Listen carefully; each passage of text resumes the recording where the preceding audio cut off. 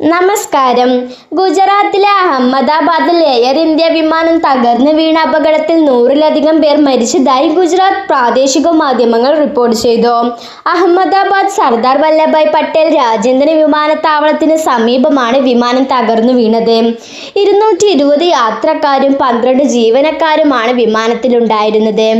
40 മൃതദേഹങ്ങൾ ആശുപത്രിയിൽ എത്തിച്ചിട്ടുണ്ട്. വിമാനത്താവളത്തിന്റെ സമീപത്തുള്ള ജനവാസ മേഖലയിലാണ് അപകടം എന്നാണ് പ്രാഥമിക വിവരം. ഉച്ചയ്ക്ക് 2 മണിക്ക് ടേക്ക് ഓഫിനിടെയാണ് അപകടം ഉണ്ടായത്. വിമാനം പറന്നുയർന്ന് 20 മിനിറ്റിനുള്ളിൽ തകർന്നു വീഴുകയായിരുന്നു. തകർന്നു വീണതിന് പിന്നാലെ വിമാനം കത്തിയമർന്നതായാണ് പ്രാദേശിക മാധ്യമങ്ങളുടെ റിപ്പോർട്ട്. അപകടം നടന്ന മേഖലയിൽ ആകെ കറുത്ത പുക നിറഞ്ഞിരിക്കുകയാണ്.